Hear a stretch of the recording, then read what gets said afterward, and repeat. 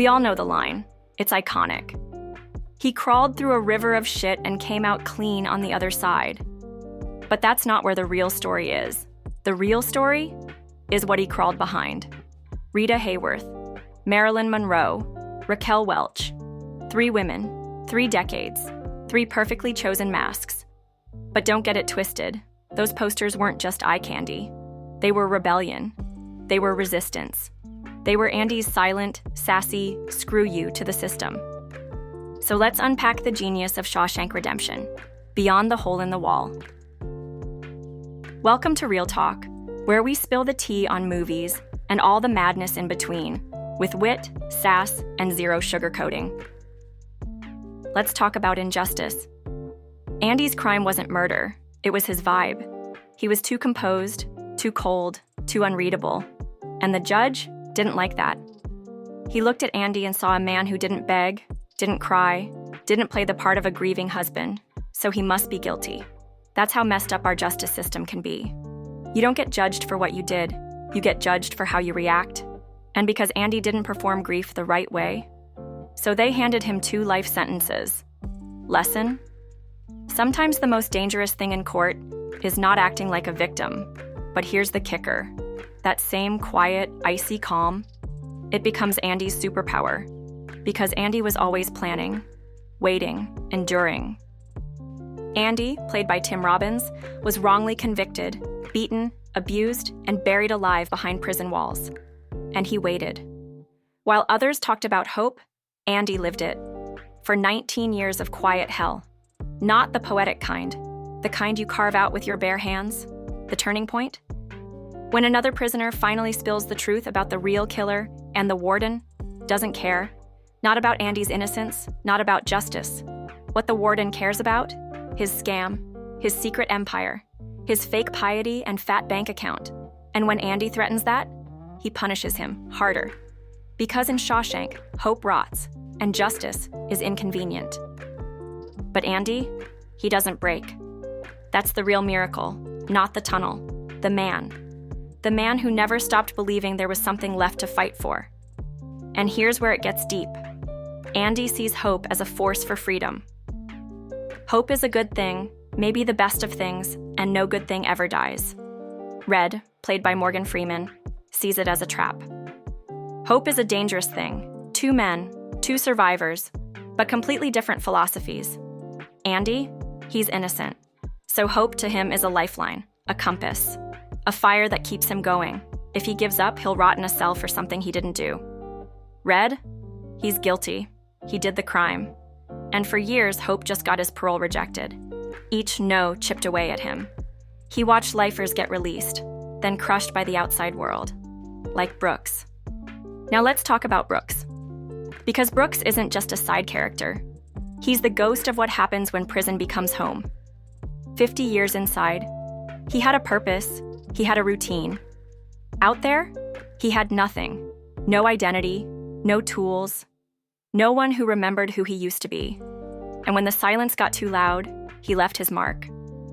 Brooks was here, carved into the beam, and a rope. Brooks didn't die because he was weak. He died because the system erased him. Institutionalization. That's the real villain in Shawshank. The slow, brutal theft of identity and will. That carving wasn't just a goodbye, it was a warning. And years later, Red stands in that same halfway house, same beam, same silence. He sees the carving. Brooks was here, and for a second you think he might follow. That maybe Hope did die in Shawshank. But then he picks up the knife, and instead of a rope, he carves his own message. So was Red. That right there, that's the shift. It's not a goodbye, it's a decision. Red doesn't disappear into the silence. He answers it. He dares to hope. Brooks gave us the warning. Red gave us the answer. Now let's talk beer. Yeah, beer. That rooftop scene, it hits different. Andy cuts a deal with Hadley to help him dodge taxes. Not for favors, not for status, but for a simple reward, beer for the boys. They sit in the sun, drinking like free men. And Red says it best. We sat and drank with the sun on our shoulders and felt like free men. And Andy? He doesn't even drink. He just watches them smile. Because sometimes hope is a cold drink in the sun. Sometimes dignity is knowing you gave someone a little piece of their humanity back. And the warden? Actually, yes, let's. Warden Norton is a Bible-thumping fraud with blood on his hands. He hides behind scripture while running an empire of abuse and exploitation. He talks about salvation, but really, it's all about control. His fear of Andy exposing him is the only reason he keeps him locked up, even after learning he's innocent. And when Andy finally outsmarts him, he doesn't confess. He doesn't redeem himself. He eats a bullet, like the coward he always was. And yes, this character was inspired by real-life cases of prison corruption. So the horror here? Not fiction. Now circle back to the 3 posters, the ones that hid the hole behind the wall. Rita, Marilyn, Raquel. This wasn't just Andy's taste in women, it was strategy. Each poster marks a decade, each one a timestamp of endurance. It's not just what's hot, it's how long he waited. Rita Hayworth, the classic glam of the 40s, a symbol of fantasy and escape. Innocent, nostalgic, untouchable. Marilyn Monroe, the 50s sex symbol, radiant but tragic. Andy at this stage is still quietly suffering, holding it all in. Raquel Welch in the 60s, decked out in 1 million years BC, fur bikini, not just eye candy, a literal primal symbol, fierce, survivalist, ancient strength. She wasn't just covering a hole, she was covering a goddamn warpath. These posters weren't just decoration. They were a countdown clock, a calendar made of glam, the literal cover for a years-long escape plan, the silent middle fingers to the prison that tried to bury him. Andy didn't just dig through the wall, he dug through time. Each poster says, "I'm still here, you haven't broken me yet." And every time the guards looked at those women, they were looking right at freedom and had no idea. He was wrongly convicted, beaten, abused, but he didn't lose himself. He adapted. He bided his time, and when he finally did break the law, we didn't flinch. We cheered. Because we don't just crave law and order, we crave justice. And when Andy stole the warden's money and vanished like a myth, that wasn't crime, that was karma in a Brooks Brothers suit. I mean, everyone loves a big revenge moment. Andy's was the quietest, coldest takedown of all time, calculated, clean, and sealed with a smirk.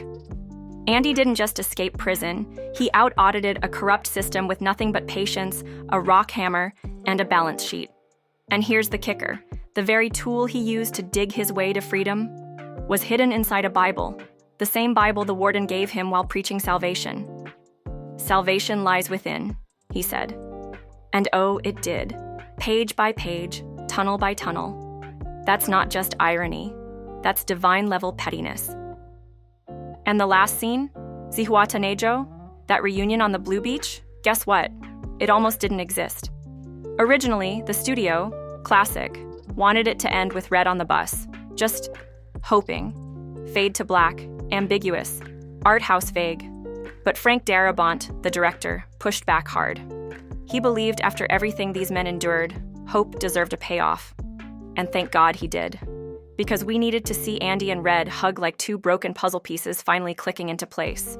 That wasn't just fan service. That was emotional justice. That was hope. Delivered. That's the catharsis. That's the message. Yes, hope hurts. But sometimes, it actually delivers. Darabont once said he felt he owed it to the audience, that after dragging us through all that darkness, we deserved to see the light. And honestly, he's right. If the movie faded to black with just Red on a bus hoping, I'd be pissed. I don't want a maybe. I want my damn reunion. I earned that happy ending, and so did they. And did you notice? Throughout the entire film, the sky is gray, bleak, like the lives inside Shawshank. But that final reunion? Bright blue. That's not just a lucky weather shot. That's redemption, painted in color. Now imagine this film without Morgan Freeman narrating. Go ahead, try. Exactly. You can't. That voice didn't just tell the story, it became the soul of the movie. It carries regret, pain, dry humor, and the slow burn ache of hope. It's like gravel dipped in honey. It grounds you. It guides you. It turns prison into poetry. Without it, Andy's story would be clever. With it, it's human. And let's be real, that's why you watch it again and again. Because even when you know how it ends, you want to hear him say it. Fun fact for your film nerd heart: Stephen King sold the rights to this story for just $1. One, because sometimes when a writer believes in a story, it's not about the money, it's about making sure the right people tell it right. And maybe the wildest part? This film was nominated for 7 Academy Awards and won none. Yep, total Oscars shutout. And it flopped at first. Same energy as Andy himself, underestimated, overlooked, dismissed. It had the misfortune of premiering the same year as Forrest Gump, Pulp Fiction, and The Lion King. Talk about bad timing. The budget, $25 million. The box office, just $16 million on initial release. But like Andy, it endured. Word of mouth, VHS rentals. People didn't just watch it, they rewatched it.